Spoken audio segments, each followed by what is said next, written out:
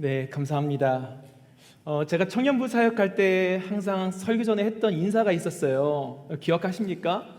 오랜만에 그 인사 한번 해보고 싶은데요. 여러분 잘 지냈습니까? 옆에 있는 분에게 한번 이렇게 인사해 볼까요? 잘 지냈니? 네, 이 무더운 날씨 가운데서도 많은 유혹들이 있었을 텐데 그 유혹들을 다 이기고 또 예배 자리에 나온 우리 예은 공동체 청년들 모두에게 하나님께서 오늘 큰 은혜로 함께 하실 줄 믿습니다. 청년부 너무 와보고 싶었는데 안 부르더라고요. 언제쯤 불러주나 기다렸는데 드디어 오늘 함께 말씀을 나누게 되었습니다. 항상 예은 공동체 청년들을 볼 때마다 또 예배하는 모습을 보고 또 교회 곳곳에서 섬기는 모습들을 보면서 왠지 참 대견스럽고 참 뿌듯할 때가 너무나 많이 있습니다. 그것은 제 안에 우리 소라 자매님이 얘기해 준 것처럼 비록 지금 청년부 사역은 하고 있지 않지만 항상 예은 공동체 청년들에 대한 마음이 제 안에 항상 있는 것 같아요. 저에게도 예은의 피, 예수님의 흔적이 제 안에 있고 그 흔적을 세상에 흘려보내고 싶은 예은 공동체의 DNA가 저에게 있기 때문에 항상 청년들의 예배하는 모습을 보고 또 사역하는 모습을 보면서 참 기쁘고 참 감사하게 생각을 합니다. 저도 기쁜데 하나님께서 보시기에 하나님께서 이 젊음의 시기에 또 이 주일 오후 시간에 참 우리가 공부도 해야 되고 또 일주일 동안 직장 생활했던 청년들은 또 쉬기도 해야 되고 또 데이트도 해야 되고 할 일이 너무 많은데 이 예배의 자리를 사모하고 나온 우리 예은 공동체 청년들을 보면서 제가 기뻐하는 그 이상과 비교할 수 없는 하나님의 기쁨이 오늘 예배 가운데 있음을 믿습니다.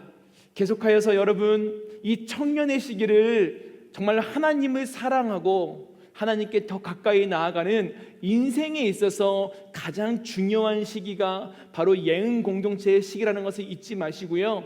더욱더 하나님을 사랑하고 더욱더 하나님을 예배하는 일에 앞장서는 우리 예은 공동체의 모든 청년들이 되기를 주님의 이름으로 간절히 축복합니다.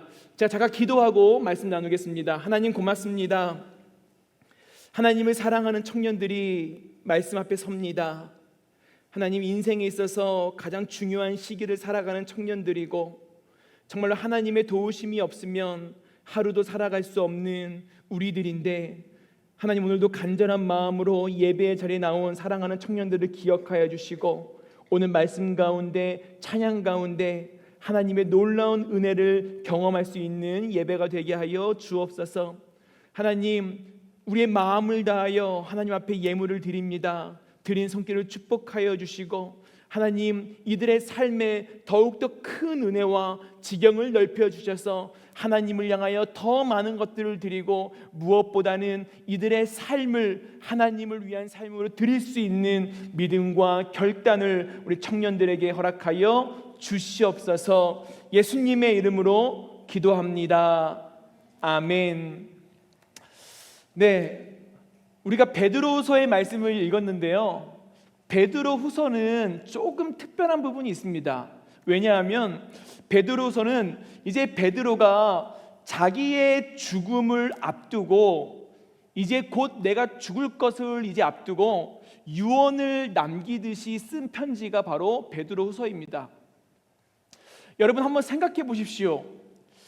베드로가 유언을 남기듯이 이 편지를 썼다는 것은 이 편지에 베드로에 대한 얼마나 간절함과 진실함과 또 이 편지를 읽는 사람들에 대해 베드로가 얼마나 절박한 심정으로 이 편지를 썼을지 우리는 한번 생각을 해봐야 합니다. 오늘 우리가 읽은 베드로서에는요 여러분을 향한 그리고 저를 향한 베드로의 진실함이 담겨 있는 거예요. 간절함이 담겨 있는 겁니다. 절박함이 담겨 있는 거예요. 그래서 저는 오늘 여러분과 함께 도대체 베드로가 이 말씀을 통하여 저와 여러분에게 유서처럼 남긴 그 진실함은 무엇일까에 대해서 한번 생각을 해보기 원합니다. 베드로는 죽음을 앞두고요 그의 마음속에 정말 바위덩어리와 같은 큰 짐을 지고 있었습니다.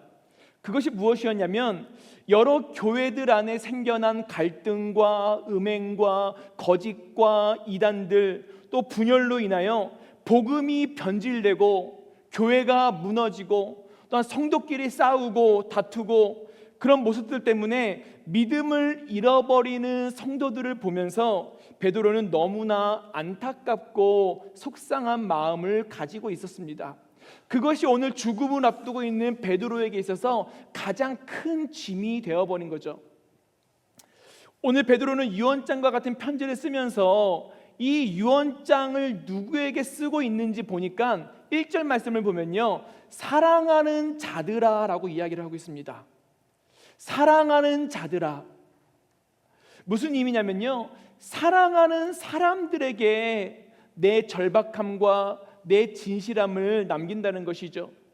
그 유언의 내용이 무엇이냐면 사랑하는 성도와 동역자들이 세상의 유혹과 시기와 거짓과 이단들에게 빠져넘어져서 믿음을 잃어버리고 교회를 떠나게 되고 분열이 일어나고 또 심지어 하나님과의 관계가 끊어져 버리는 그러한 모습들을 보면서 사랑하는 자들이 그러한 영적 위기를 겪고 있는 모습을 보면서 베드로는 그의 인생 가운데 마지막 유언을 남기고 있는 것이죠.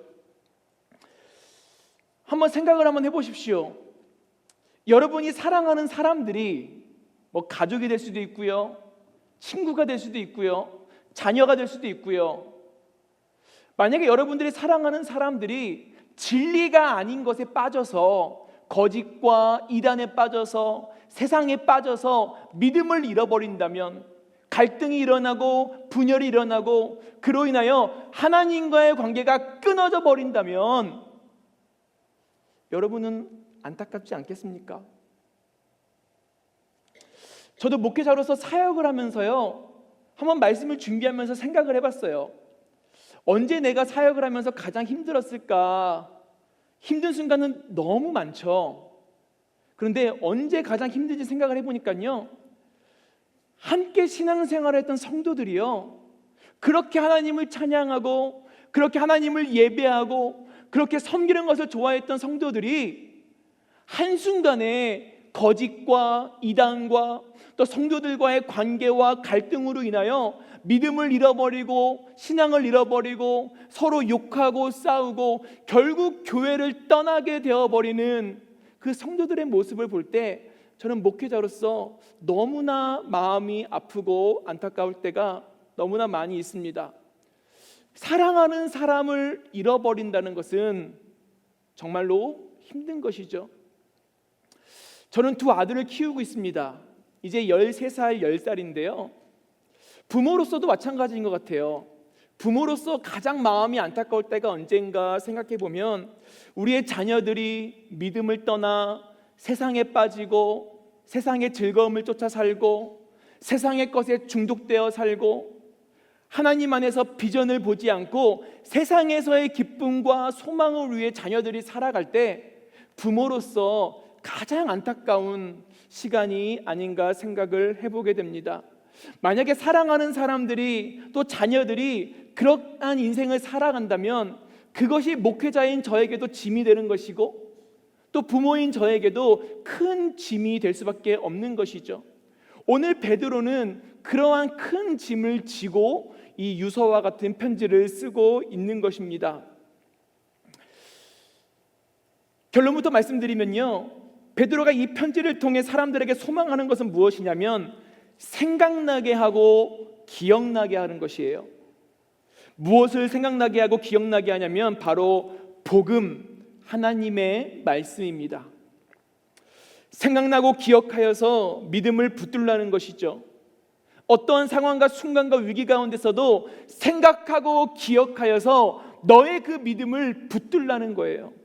생각하고 기억하여서 내가 하나님의 은혜를 입은 자로서 내가 앞으로 내 젊은 인생을 어떻게 살아가야 할지, 무엇을 위하여 살아가야 할지, 내 인생의 진정한 소망과 목적과 비전과 가치관이 무엇인지를 다시 한번 생각하고 기억하기를 간절히 원하는 이 베드로의 간절함이 지금 저와 여러분에게 전해지고 있는 것입니다.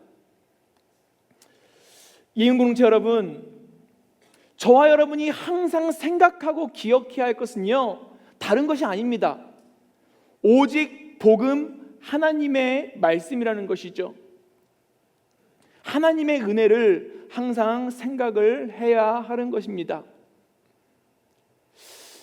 저는 여러분에게 한번 질문을 드리고 싶어요. 여러분은 매일매일 살아가는 하루하루 무엇을 생각하며 살아가고 계십니까? 매일매일 바쁘게 살아가는 시간 가운데 무엇을 기억하며 살아가고 계십니까? 우리의 삶을 떠나서 지금 예배하는 이 순간에도 여러분은 무엇을 생각하면서 예배하고 있어요? 끝나면 뭐 먹지? 목장 모임도 방학인데 끝나면 뭐 하지? 날씨 더운데 끝나고 보밥 하나 먹을까? 지금 예배하는 이 순간에도, 우리가 지금 예배하는 이 순간에도요, 여러분이 하나님의 말씀을 생각하지 않고 하나님의 은혜를 기억하지 않으면 월요일부터 토요일까지 살아가는 삶의 자리에서 하나님을 생각한다? 말씀을 생각한다? 그것은 거의 불가능하다고 생각하면 됩니다. 우리가 인생을 살아가다가 넘어지는 순간에, 무너지고 흔들리는 순간에, 크고 작은 위기의 순간을 만날 때에 다시 나를 살아나게 하고 다시 나를 회복시켜주고 다시 나에게 희망과 소망과 비전을 발견해주는 하나님의 말씀이 내가 생각하고 있는지, 나는 기억하고 있는지 늘 여러분의 믿음을 점검을 해야 한다는 거죠. 순간순간 나에게 힘이 되고 소망이 되는 하나님의 은혜가 나에게 있는지 우리는 항상 그것을 기억하며 살아가야 합니다. 오늘을 살아갈 수 있는 힘, 오늘도 세상 가운데 여러분 청년의 시기를 살아가면서 얼마나 많은 유혹이 있습니까? 정말 많은 유혹이 있죠.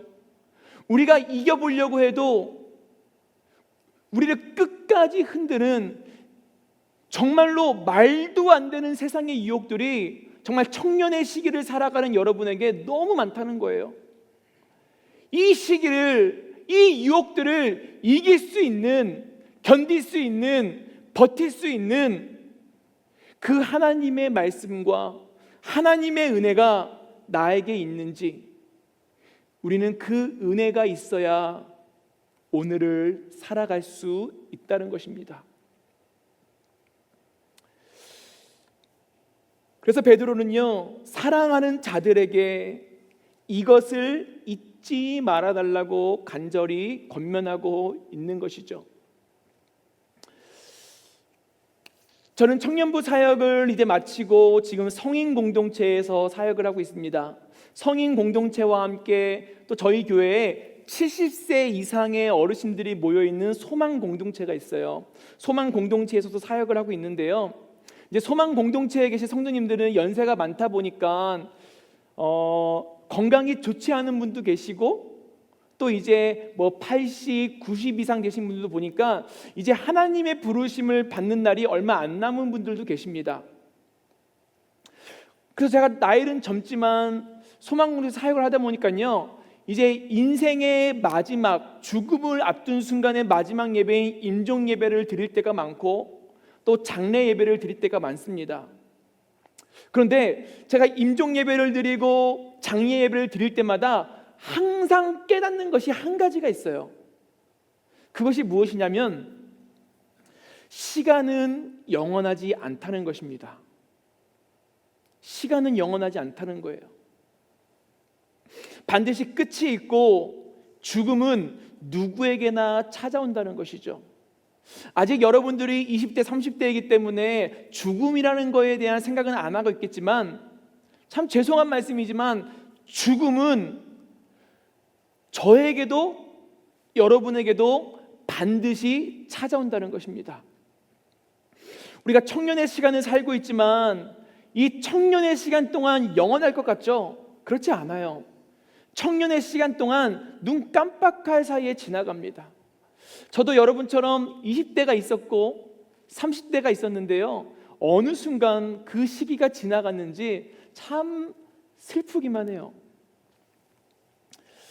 시간이 영원할 것 같았지만 시간은 정말로 금방 지나갑니다.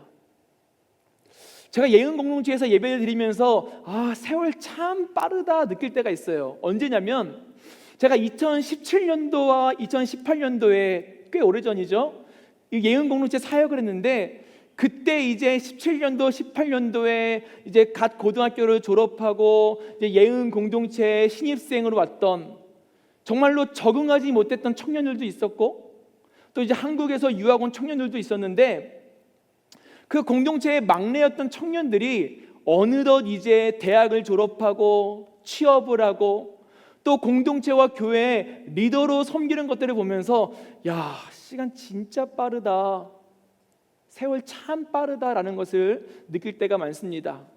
아마 여러분도 그럴 거예요. 30대 청년들은 20대 청년을 보면서 세월 참 빠르다 그럴 거예요. 또 20대는 10대 후배들을 보면서 인생 금방 간다, 잘 살아야 된다, 아마 그럴 겁니다. 시간은 금방 지나가고 죽음은 누구에게나 찾아온다는 것이죠. 우리는 하나님으로부터요, 일정한 시간을 배정받아 살아갑니다. 아까 찬양의 가사에도 있었는데요, 우리는 하나님의 시간 안에, 영원한 하나님의 시간 안에 살아가는 아주 연약하고 부족한 존재일 뿐이에요. 우리의 시간이 영원한 것이 아니라 하나님의 시간이 영원하다는 것이죠. 우리는 그 하나님의 영원한 시간 가운데 일정한 시간을 배정받아 오늘 이 땅을 살아간다는 겁니다. 그런데 어떤 누구에게는 그 배정받은 시간이 길 수도 있고 어떤 누구에게는 짧을 수도 있어요. 분명한 사실은 어느 누구에게나 시간은 영원하지 않다는 것입니다. 우리가 잘 알고 있는 성경 히브리서 9장 27절에도 이런 말씀이 있어요. 우리가 같이 한번 읽어보겠습니다. 시작. 한 번 죽는 것은 사람에게 정해진 것이요 그 후에는 심판이 있으리니. 한 번 죽는 것은 사람에게 정해진 것인데 그 후에는 심판이 있다고 성경은 분명히 말씀합니다. 여러분, 믿지 않는 사람들은요, 죽으면 모든 것이 끝났다고 생각합니다. 그냥 죽음에만 초점을 맞추는 거죠. 그래서 마치 오늘만 사는 것처럼 내일에 대한 어떠한 기대와 소망과 희망도 없이 그냥 오늘 하루를 무엇을 먹을까, 무엇을 마실까, 무엇을 입을까, 그냥 이 땅에 대한 염려만 가지고 살아가는 자들이 바로 믿지 않는 자들인 것이죠. 오늘 먹고 죽자, 오늘 마시고 죽자, 오늘 즐기고 죽자, 그러다 정말 죽을 수도 있는데, 믿지 않는 사람들은요, 오늘이라는 시간에만 초점을 맞추다 보니까 내일이 없는 거죠. 그냥 한 번 죽는 것은 사람에게 정해진 것이다, 그냥 정해진 것에만 초점을 맞추다 보니까 내일에 대한 어떠한 희망도 없이 살아가는 거죠. 하지만 성경은 반드시 이렇게 말합니다. 반드시 죽음 뒤에는 하나님의 심판이 있다. 믿지 않는 사람들은요, 죽음이라는 것에 초점을 맞추는 것이 아니라 죽음 뒤에는 반드시 하나님의 심판이 있다라는 것에 초점을 맞춰야 합니다. 우리가 그것을 기억한다면요, 우리가 살아가면서 항상 기억해야 할 것은 우리는 오늘을 살아가지만 항상 끝을 생각하며 살아가야 하고, 또 끝을 생각하며 살아가는 사람은요, 하나님의 은혜로 주어진 오늘 하루를 믿지 않는 자들처럼 살아가는 것이 아니라 정말 오늘을 내 인생에 있어서 가장 소중하게, 가장 귀하게, 가장 은혜롭게 살아가기 위해 노력을 해야 한다는 것입니다. 이 베드로 당시 거짓 교사들은요, 예수님의 재림을 부정했습니다. 지금까지 세상이 그대로 있었던 것처럼 앞으로도 영원히 있을 것이라고 장담했죠. 도대체 주님이 언제 다시 오신다는 거냐? 세상은 창조 때나 지금이나 변함없이 있는데 도대체 오긴 뭐라? 이 세대가 가기 전에 주님이 다시 오신다고 말씀하셨는데 도대체 언제 오는 거냐? 오긴 뭐라? 예수님은 오지 않아. 다시 오지 않아. 이 베드로의 재림에 대한 그 말씀을 부정하고 조롱하였고, 또한 정치적으로 종교적으로 그리스도인들을 핍박하기도 했죠. 오늘날 특별히 한국 사회에는 우리가 알겠지만 정말로 많은 이단들이 있습니다. 여러분 보신 분도 계시겠지만 작년에 넷플릭스에서 방영한 날은 신이다라는 프로그램 기억하세요? 여러분 보셨습니까? 그 프로그램을 보면요, 정말로 한국 사회와 교회와 가정과 성도들을 무너뜨리는 대표적인 이단들이 밝혀졌는데, 저는 그렇게 생각을 했어요. 이제 신천지나 모든 이단들은 끝났다. 이단들이 다 밝혀졌기 때문에 이제 더 이상 이단들은 활동할 수 없다. 그런데 날은 신이다가 반영된 이후에 이단에 빠진 확률이, 그러니까 수가 더 늘어났다는 거 아십니까? 이해할 수 없는 현실이죠. 여러분 2023년도에요 한국 목회 데이터 연구소에서 이런 한국교회 이단 실태 조사라는 조사를 했습니다. 한국교회 이단 실태 조사. 근데 결과를 보면요, 한국 개신교 이단 비율이 교회 출석 교인의 8.2%로 최대 60만 명이라고 조사가 나왔어요. 더 무서운 것은요, 지금 한국이 계속되는 인구 감소로 인해 여러분 한국이 지금 OECD 국가 중에 출산율이 꼴찌입니다. 출산율이요 1%도 되지 않아요. 0.78명. 그러니까 두 사람이 결혼하면 한 명의 자녀도 낳지 않는 현실을 살고 있는 거죠. 그러니까 인구가 감소됨으로 인해 다음 세대의 감소와 팬데믹 이후 교회에 출석하지 않는 가나안 성도, 여러분 가나안 성도를 거꾸로 하면요 안 나가 성도거든요. 교회에 안 나가는 성도가 계속적으로 증가하여서 2070년도에는 한국 교회에 무신론자와 이단들로 가득할 것이다 라는 매우 심각한 결과를 발표하기도 했습니다. 그러니까 이제 한국은 더 이상 무신론자들과 이단들이 이끌어가는 나라가 된다는 정말로 심각한 위기를 발표한 거죠. 저는 다음 세대의 감소가 너무나 심각하다고 생각을 합니다. 오늘 많은 청년들과 젊은이들이, 우리 예은 공동체는 아니겠지만 정말 착각하고 있는 것이 있는데요, 왜 결혼을 하지 않는가, 왜 결혼하여도 아이를 낳지 않는가에 대한 조사 결과를 보니까요 이러한 응답이 가장 많더라고요. 생활의 평안과 행복을 위해서라고 답을 합니다. 내 생활의 평안함과 행복을 위해서 결혼을 하지 않고 결혼하여도 아이를 낳지 않는다고 해요. 여러분, 이건 정말로 세상의 거짓말입니다. 결혼하지 않으면, 아이를 낳지 않으면 평안하다고, 행복할 수 있다고 지금 많은 젊은이들이 거짓된 사상에 빠져 살고 있는 것이죠. 왜냐하면 그것은 진정한 행복이 무엇인지, 진정한 평안이 무엇인지를 모르고 있기 때문에 세상의 계속적인 거짓과 유혹에 지금 청년들이 빠져가고 있다는 거예요. 여러분, 어떤 삶이 여러분의 인생에 진정한 평안이고 진정한 행복이겠습니까? 청년의 때 여러분 이거 생각을 하셔야 돼요. 지금 20대, 30대 때 내 인생에 있어서 진정한 행복은 무엇일까? 내 인생에 있어서 진정한 평안은 무엇일까? 지금 생각하셔야 돼요. 여러분, 우리 인생에 있어서 진정한 평안과 행복은 무엇일까요? 우리 인생의 진정한 평안과 행복은요, 바로 하나님의 창조의 질서대로 살아가는 것이 우리 인생의 진정한 행복이고 평안입니다. 하나님 말씀의 기록처럼 하나님의 창조 질서대로 그 말씀에 순종하고 그 말씀을 붙들고 살아가는 것이, 세상 사람들은 여러분을 향하여 뭐라고 이야기할지 모르겠지만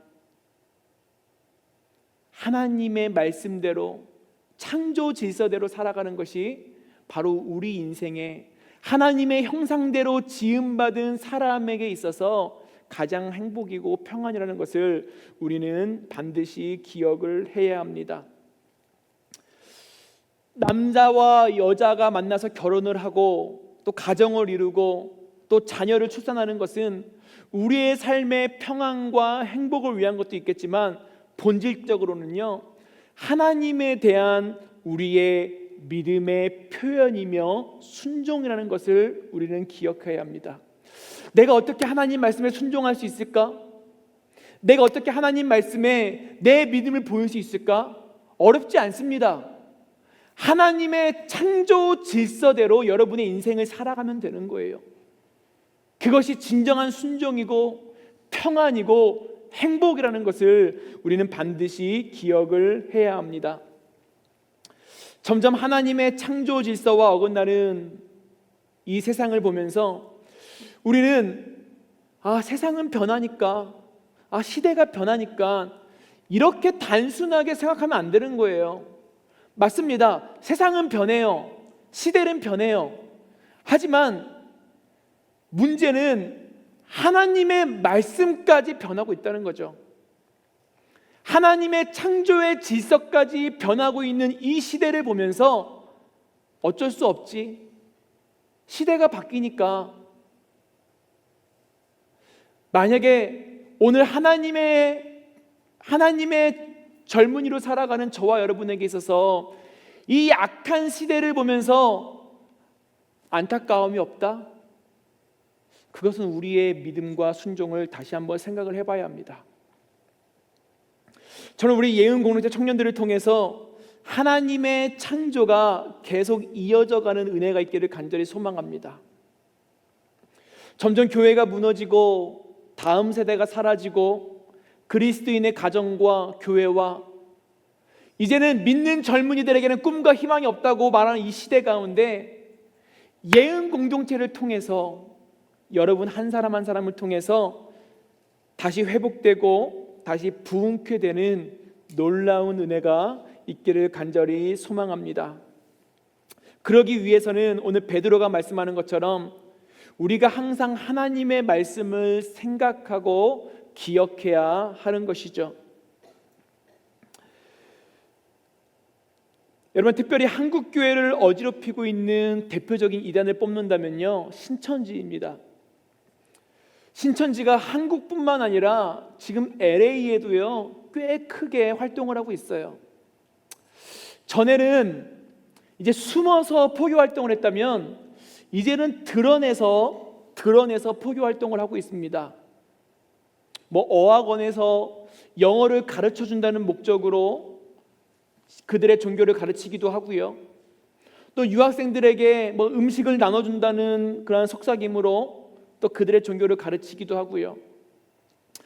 우리가 잘 알겠지만 그 신천지는요, 신천지뿐만 아니라 모든 이단들은 교회를 무너뜨리고 가정을 무너뜨리고 성도들을 무너뜨리고 삶을 무너뜨린다는 것을 우리는 반드시 기억을 해야 합니다. 그만큼 성경의 말씀과 하나님의 창조 질서와 다른 것은 얼마나 위험하다는 것을 우리는 생각할 수 있는 것이죠. 그래서 우리는 항상 하나님의 말씀을 생각하고 기억해야 합니다. 여러분, 좋은 교회를 만나고 좋은 공동체를 만나고 좋은 사역자를 만나고 좋은 신앙의 동역자들을 만나는 것은 정말로 우리 인생에 있어서 가장 은혜가 되는 것이죠. 저는 여러분들이 사랑예배 선교교회, 또 예은 공동체, 또 예은 공동체 안에도 여러 목장들이 있잖아요. 그 목장, 모든 목장들이 여러분에게 있어서 가장 좋은 믿음의 공동체요, 믿음의 동역자라는 것을 잊지 않았으면 좋겠습니다. 혹시 여러분 주위에 만나면 항상 교회에 부정적인 얘기를 하고, 목사님과 전도사님에 대한 안 좋은 얘기를 하고, 목자에 대해서 안 좋은 얘기를 하고, 우리 교회는 이게 문제야, 우리 목장은 이게 문제야, 우리 청년부는 이게 문제야, 자꾸 문제야 부정적인 이야기만 하는 친구들이 없겠지만, 여러분 있으면요, 그 친구들을 떠나야 돼요. 그 친구들을 떠나야 합니다. 은혜가 아닌 자리는 떠나야 되는 거예요. 듣고 있다가 맞아, 어느 순간 나도 동의하는 그 순간에 사탄은요, 그 틈을 노려서 하나님 안에서의 진정한 평안과 행복이 아니라 하나님 안에서 누리지 못하는 세상에서도 평안이 있다, 세상에서도 행복이 있다, 다른 거에, 다른 문화에, 다른 종교에 관심을 갖게 하면서 저와 여러분을 언제 넘어지게 할지 우리는 알 수 없는 것이죠. 여러분, 교회 밖에 성경 공부 모임이나 교회 밖에 기도 모임 가지 마세요. 지금 LA에요, 많은 유학생들이, 많은 청년들이 자꾸 그러한 이단에 빠지는 것이요, 자꾸 교회 밖에 모임을 참여하고, 교회 밖에 젊은이들의 모임을 참여하고, 영어를 가르쳐 준다더라, 밥을 준다더라, 명절에 한국에 못 가니까 고향 생각나게 해준다더라, 자꾸 교회 안에서, 공동체 안에서의 기쁨을 누리기보다 자꾸 바깥에서의 기쁨을 누리다 보니까요, 나도 모르게 빠져가는 거예요. 그래서 베드로는 거짓 선생들과 이단들로 인하여 우리의 믿음과 우리의 신앙과 여러분의 인생을 지키기 위하여 생각하고 기억하라라고 권면의 말씀을 하고 있는 것입니다. 사랑하는 예언 공동체 여러분, 거짓된 가르침이요, 꼭 이단을 통해서만 전해지는 것이 결코 아닙니다. 내가 이단만 안 만나면 되는 거지, 내가 이단의 유혹에만 안 넘어가면 되는 거지, 아니에요. 그리스도인의 삶의 현장에서, 다시 말하면 여러분의 삶의 현장에서 하나님 말씀 대신 세상의 규칙과 방법과 무비판적으로 따르는 건 역시 거짓된 가르침에 현혹된 것이라는 것을 우리는 반드시 기억해야 합니다. 다시 말하면요, 온전한 그리스도인은 하나님의 말씀을 생각하고 기억하고 그 말씀을 나의 삶에 적용하여서 내 삶을 통하여 하나님의 말씀이 나타나는 인생을 살아간다는 거죠. 그러니까 내 삶의 자리에서 말씀이 실현되는 삶을 살아가야 한다는 것입니다. 신앙을 삶에서 구현해내는 것이 온전하고 건강한 믿음의 삶이기 때문이죠. 이 베드로는 오늘 말씀에서요, 하나님의 말씀을 생각하고 기억하라고 권면합니다. 말씀을 생각하고 기억하기 위해서는요, 성경을 우리가 매일 묵상하여야 하고, 11절의 말씀처럼 거룩한 행실과 경건함으로 그 말씀을 삶에서 적용하는 삶을 살아가야 하는 것이죠. 아까 광고를 보니까 훈련반이 예언 공동체에 참 많은 것 같습니다. 훈련반이 참 많은 것 같아요. 우리 성인 공동체에도 양육 훈련이 있고 제자 훈련이 있는데요, 저는 훈련 사역을 하면서 항상 훈련생들에게 강조하는 것은 바로 이겁니다. 이 성인 공동체는 제자 훈련이 32주예요. 길죠? 너무 하고 싶죠? 여러분 빨리 결혼해서 성인 공동체로 올라오십시오. 32주 동안 제자 훈련을 하는데요, 이 기간 동안 훈련생들은 매주일 말씀을 듣고 말씀을 요약하고 그 말씀을 통해서 내가 무엇을 느꼈는가, 무엇을 회개하는가를 적습니다. 매주 적어요. 근데 중요한 것은 만약에 내가 회개하고 느낀 것만 적고 끝난다면 아무런 의미가 없어요. 영적 성장은 일어나지 않습니다. 중요한 것은 그 다음이죠. 내가 느낀 점, 회개할 점을 통해서 내가 그것을 내 삶에서 어떻게 적용할 것인가. 내가 말씀을 듣고 이것을 느꼈고 이것을 회개하였는데 이제 내 삶에서 그 말씀을 어떻게 적용하여서 어떻게 결단하여 한 주간 내 삶에서 그 말씀이 나타나는 삶을 살 것인가를 결단하는 것이 가장 중요하다는 것을 강조합니다. 여러분들도 훈련 사역을 하면서 그냥 지식적인 것을 위해서 훈련 사역을 하는 것이 아니라 중요한 것은요, 여러분의 삶을 통해서 여러분이 생각하고 기억하는 하나님의 말씀이 흘러가는 것이 중요하다는 거예요. 예은 공동체, 예수님의 흔적을 우리의 가슴에 새겼잖아요. 새긴 것으로 됐어, 나는 하나님의 백성이야, 하나님의 청년으로 살아가는 것이 아니라 그 흔적을 세상에 흘려보내야 정말 예은 공동체가 아니겠어요? 여러분의 말씀이, 여러분에게 주신 말씀이 삶으로 흘러가는 것이 바로 우리가 하나님의 백성으로 살아가는 삶이라는 것을 우리는 기억해야 합니다. 한번 질문을 해볼까요? 여러분은 매일 하나님의 말씀을 생각하십니까? 여러분은 매일 여러분에게 주신 하나님의 은혜를 기억하세요? 여러분 하루하루 살아가면서 무엇이 여러분의 생각을 지배하고 있습니까? 하루하루 살아가면서 여러분은 무엇에 여러분의 초점을 맞추고 살아가고 있습니까? 혹시 예배하는 이 시간에도 여러분 말씀이 아닌, 하나님의 은혜가 아닌 다른 것에 더 여러분의 마음을 빼앗기고 있지 않습니까?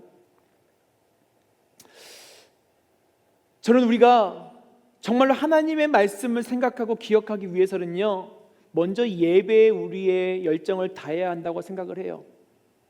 여러분, 예배에 무너지면 한 주간의 삶은 반드시 무너지게 되어 있습니다. 예배 시간에 하나님의 말씀을 생각하지 않고 하나님의 은혜를 기억하지 않으면 한 주간 하나님을 생각할 수 없고 기억할 수 없다는 거죠. 여러분, 이 귀중한 시간에 이 주일 오후 얼마나 피곤합니까? 얼마나 힘들어요? 얼마나 할 일이 많아요? 근데 예배의 자리에 나왔잖아요. 안 가면 또 목자가 연락 오니까 한번 가주자, 이런 마음으로 나왔습니까? 왠지 교회 안 가면 하나님이 벌하실 것 같으니까는 한번 가보자, 그래서 나왔습니까? 아니잖아요. 정말로 하나님을 향한 진실한 열정이 있고 은혜를 사모하고 이 예배의 은혜를 통해서 내가 일주일 동안 믿음으로 말씀으로 살아가겠다는 그 간절함이 있기 때문에 예배 자리에 나온 게 아닙니까? 이 예배를 성공해야 우리가 한 주간의 인생을 성공할 수 있다는 것이죠. 저는 여러분에게 도전을 드리고 싶습니다. 여러분, 이제 1년의 반이 지나갔어요. 시간 참 빠르죠. 여러분, 다음 주면 6월 마지막 주고 그럼 7월이에요. 시간 참 빠릅니다. 아마 이 가운데도 이러한 결단을 했던 청년들이 있을 거라고 생각을 해요. 1월을 시작하면서 내가 올 한 해는 성경을 꼭 읽독해보자, 있죠?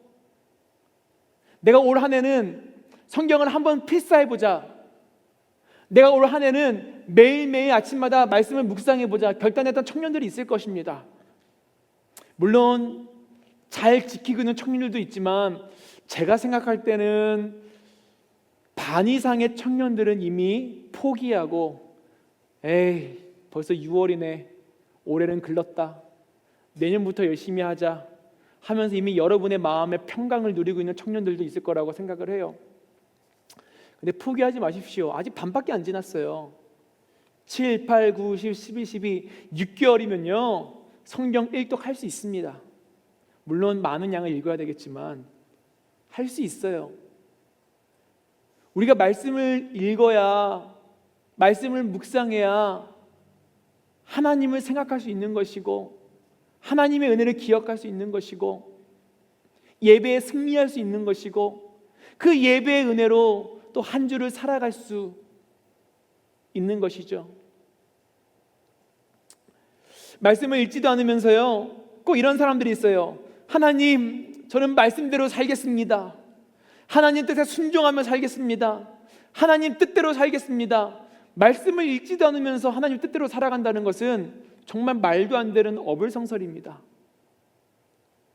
우리의 삶에 말씀의 능력이 나타나고 여러분의 삶에 온전한 그리스도인의 삶으로 살아가기 위해서는 오직 하나님의 말씀밖에 없다는 것을 우리는 반드시 기억을 해야 합니다. 이제 생명이 얼마 남지 않은 베드로에게 있어서 이제 사랑하는 사람들이 진실한 마음으로 말씀을 붙드는 것보다 더 중요한 것은 없었던 것이죠. 아무리 이단들이 거짓 복음을 전하고 교회와 공동체를 흔들다 하여도, 여러분을 유혹한다 하여도, 우리가 하나님의 말씀을 늘 붙들고 생각하고 기억하고 우리의 삶에서 그 말씀이 나타나는 삶을 살아간다면 우리는 반드시 이길 수 있다, 승리할 수 있다는 것을 오늘 베드로는 그의 유서에서 기록하고 있는 것입니다. 8절과 9절에 이렇게 말씀해요. 제가 읽겠습니다. 사랑하는 자들아, 주께는 하루가 1000년 같고 1000년이 하루 같다는 이 한 가지를 잊지 말라. 주의 약속은 어떤 이들이 더디다고 생각하는 것 같이 더딘 것이 아니라 오직 주께서는 너희를 대하여 오래 참으사 아무도 멸망하지 아니하고 다 회개에 이르기를 원한다라고 기록하고 있습니다. 이제 베드로는 예수님의 재림을 부정하는 거짓 선생들에 대해서 왜 예수님의 재림이 지체되는지 이유를 밝히고 있는데요, 시편 90편 4절의 말씀을 암시하면서 이렇게 말합니다. 주께는 하루가 1000년 같고 1000년이 하루 같음을 잊지 말라.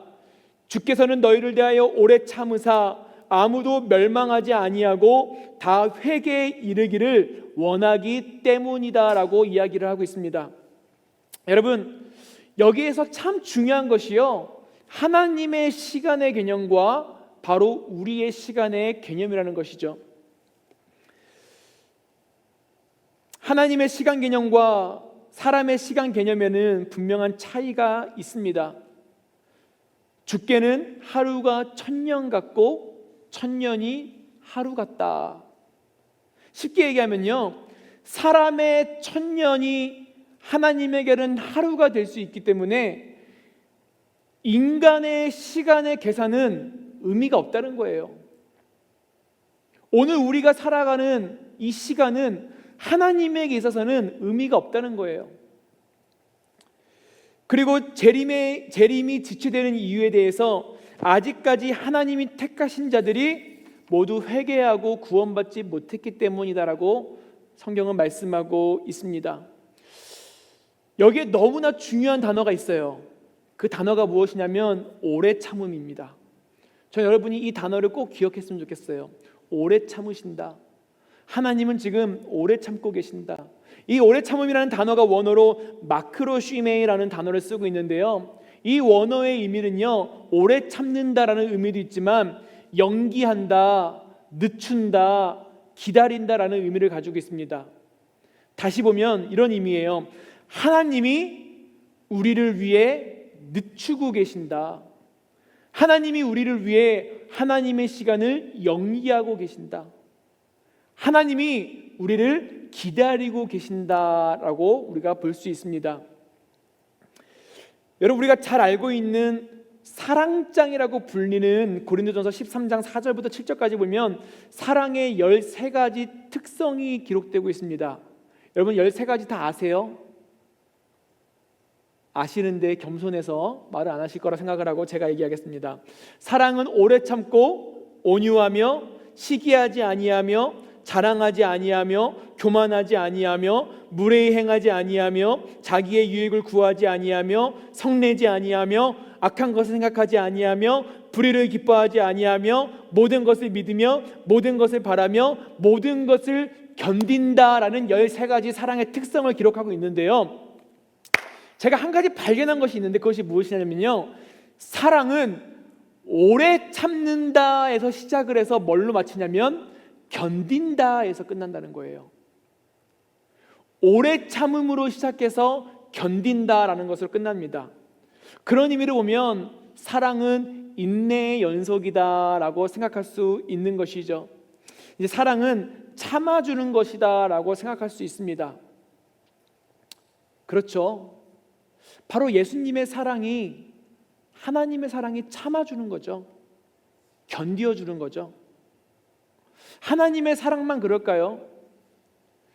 오늘 하나님의 말씀을 생각하고 기억하며 살아가는 오늘 우리의 사랑도 참고 견디어주는 사랑이어야 하는 것이죠.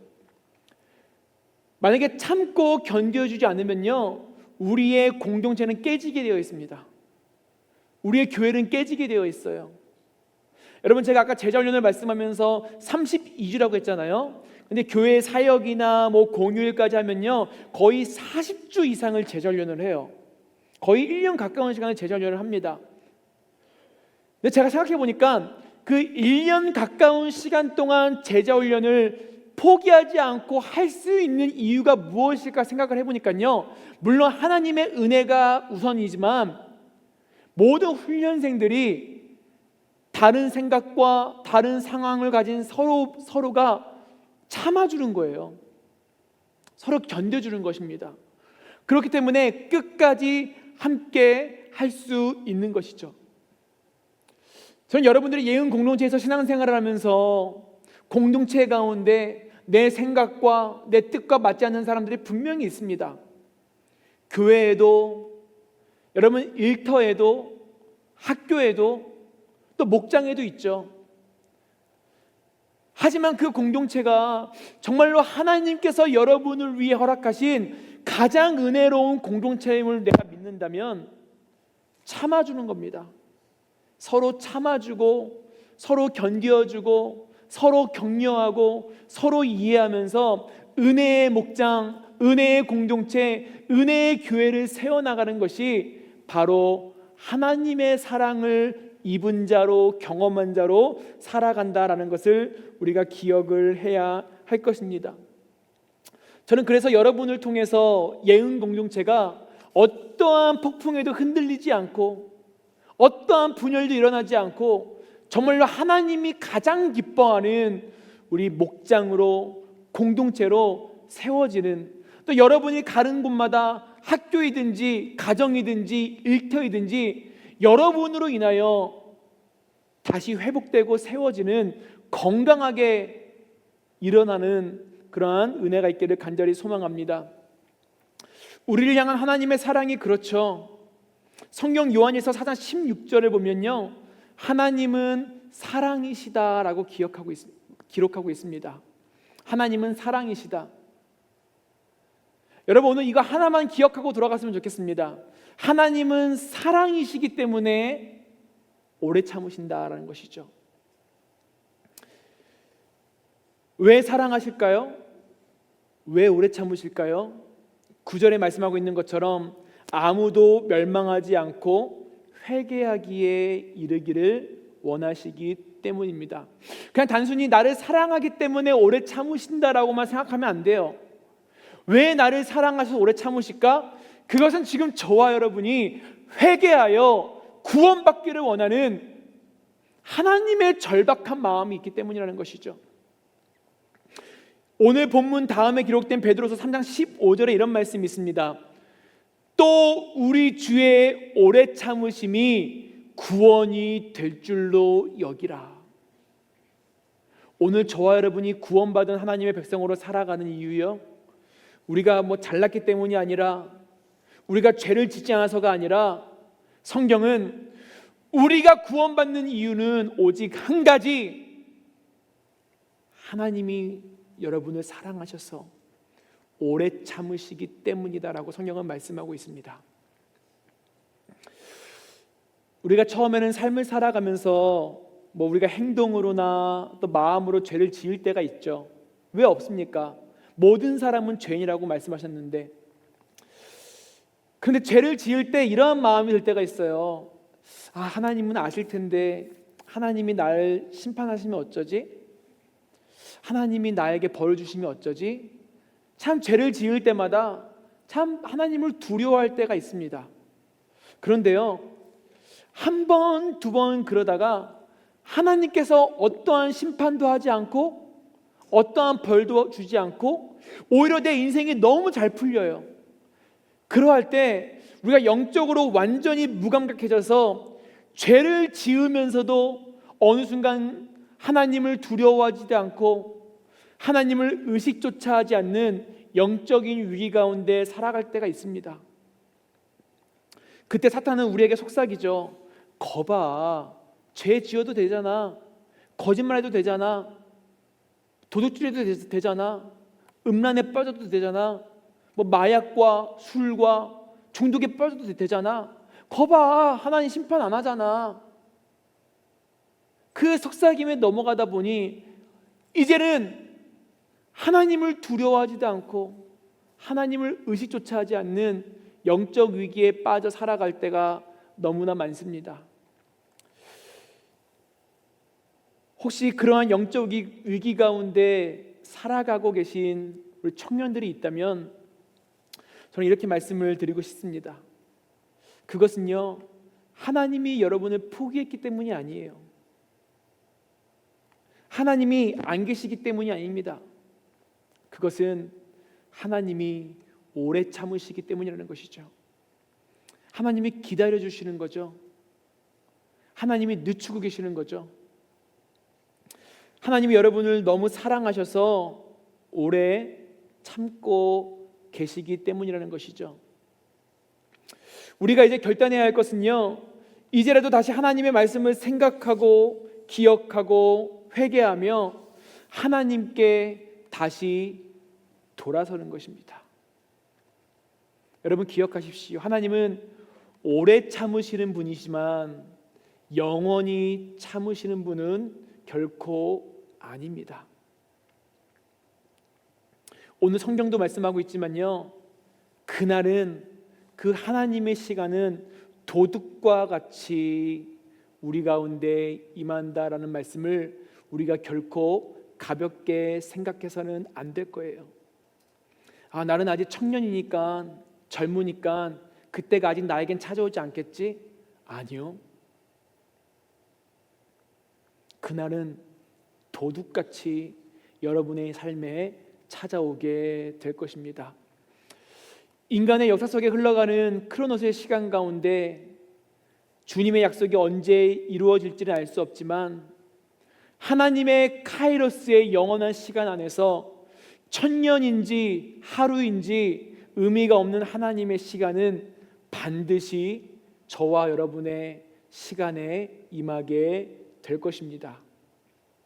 우리가 알아야 할 것은요, 언제 주님이 다시 오시는 것이 아니라, 언제 내 인생에 하나님의 카이로스의 시간이 임하는 것이 아니라, 우리가 알아야 할 것은 나 같은 죄인을 사랑하시는 그 하나님의 오래 참음, 하나님의 기다림, 우리는 거기에 우리의 삶의 포커스를 더 맞추어야 한다는 것이죠. 사랑하는 예언 공동체 여러분, 여러분은 인생에 있어서 가장 중요한 시기라고 할 수 있는 청년의 시기를 살아가고 있습니다. 청년의 시간을 누구에게나 찾아오는 크로노스의 시간으로만 보내기에는 너무 우리의 인생은 짧습니다. 우리는 크로노스의 시간을 살면서 하나님의 카이로스의 시간이 우리의 크로노스의 시간과 만나는 그 은혜의 시간을 바라보며 살아야 하는 것이죠. 그 시간은요, 우리가 하나님의 말씀을 붙들고 하나님의 말씀을 생각하고 하나님의 은혜를 기억하는 삶의 순간에 반드시 찾아오게 될 것입니다. 우리가 하나님을 믿는다고 하면서도, 교회를 다닌다고 하면서도 여전히 믿지 않는 자들과 똑같이 살아가고 주일에 예배를 드리지만 언제부터인가 의무감으로 예배를 드리고 있다면, 말씀을 들어도 찬양을 해도 내 안에 어떠한 감격과 은혜가 없다면,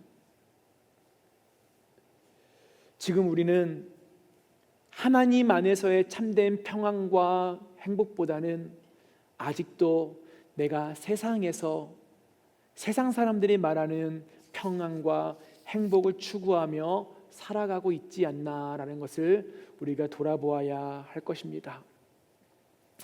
여러분, 솔로몬을 잘 아실 거예요. 제가 2018년도 12월 마지막 예언 공동체 설교 때 솔로몬 이야기를 했거든요. 솔로몬은요, 이스라엘의 왕으로서 당대 최고의 지혜를 가진 왕이었고 부와 명예와 쾌락을 누렸던 왕으로 유명합니다. 정말로 모든 사람들이 가장 부러워하는 왕이 바로 솔로몬이었죠. 솔로몬처럼은 살아야 행복한 인생이라고, 솔로몬처럼 살아야 성공한 인생이라고 세상 사람들은 말했을 것입니다. 그런 솔로몬도요, 인생의 마지막을 살면서 젊은이들에게 이렇게 말합니다. 전도서 11장 9절을 보니까요, 쉬운 성경을 이렇게 말하고 있어요. 젊은이들이여, 한창 젊은 때에 내 젊음의 날들을 기뻐하고 즐겨라. 내 마음이 원하는 대로 어디든지 가보고 내 눈이 원하는 대로 무엇이든지 보도록 하여라. 정말로 젊을 때 그 남 부러울 것이 없는 인생을 살아왔던 솔로몬이 지금 청년들에게 이렇게 말하고 있는 거예요. 요약하면 이겁니다. 네 맘대로 살아라. 네가 하고 싶은 대로, 즐기고 싶은 대로, 발이 가는 대로, 눈에 보이는 대로, 너의 마음에 드는 대로 살아라. 그것이 청년의 삶이다라는 것을 말하고 있습니다. 오늘날 믿지 않는 사람들이요, 여기에 빠져서 살고 있는 거예요. 맞아, 청년의 때는 내 마음대로 살아야 돼. 내가 하고 싶은 대로, 내가 즐기고 싶은 대로, 내가 가고 싶은 대로, 내가 보이는 대로 살아야 돼. 이것이 청년의 인생이라고 생각을 한다니까요. 그런데 솔로몬이 젊은 날을 그렇게 살고 보니까 그의 마지막 인생에 그가 하는 말이 있습니다. 바로 이어서 이렇게 말씀합니다. 그러나 내가 행하는 그 모든 일들에 장차 하나님의 심판도 있다는 것을 잊지 말아라. 네 맘대로 한번 살아봐라. 청년의 때가 좋은 시기라고, 뭐 노세 젊어서 노세, 마음대로 살아봐라. 하지만 마지막 날에 하나님의 심판이 있다는 것은 잊지 말라라고 솔로몬은 말씀하고 있습니다. 그러면서 젊은이들에게 당부하는 말씀이요, 전도서 12장 1절이에요. 너는 청년의 때에 너의 창조주를 기억하라. 언제요? 청년의 때에. 인생에 있어서 가장 중요한 시기를 살아가는 청년의 때에 너의 창조주를 기억하라 말씀하고 있습니다. 사랑하는 사람들을 향한 그 베드로의 간절한 유서와 같은 절박함도 너의 하나님을 생각하라, 은혜를 기억하라였고, 젊을 때에 정말로 남 부러울 것이 없는 인생을 살았던 솔로몬 역시도 그의 인생의 마지막에서 젊은이들을 향해 청년의 때에 너의 창조주를 기억하라라고 말씀하고 있습니다. 이 말씀을 마지막으로 말씀을 마무리하기 원하는데요, 2주 전에 제가 섬기는 소망 공동체에 이제 93 되신 권사님이 돌아가셨어요. 이 93 되신 권사님이 돌아가시기 전에 제가 신방을 갔는데 그 권사님이 저의 손을 붙들고 하시는 말씀이 바로 이 말씀이에요. 목사님, 인생 참 짧습니다. 하나님 잘 믿고 목회 잘하세요라는 말씀이었어요. 여러분, 93세의 인생이라면 얼마나 길게 살았겠어요. 우리가 생각할 땐 그렇죠. 그런데 천년이 하루 같은 하나님에게 있어서는 93세 인생은 참 짧은 거죠. 이 권사님은 93년을 살아왔지만 그 하나님의 시간을 보니까 인생이 참 짧다는 거예요. 짧은 인생을 살아보니 이제 또 오늘 이 땅을 살아가는 저에게 해줄 수 있는 마지막 유언과 같은 말씀이 하나님 잘 믿고 목회 잘하세요라는 마지막 말씀이었습니다.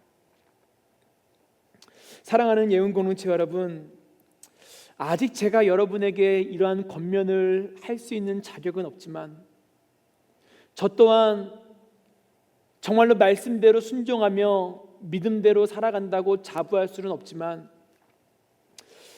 그래도 제가 여러분보다 인생을 조금 더 살아온 인생의 선배로서 또 신앙의 선배로서 마지막으로 이러한 권면을 드리고 싶습니다.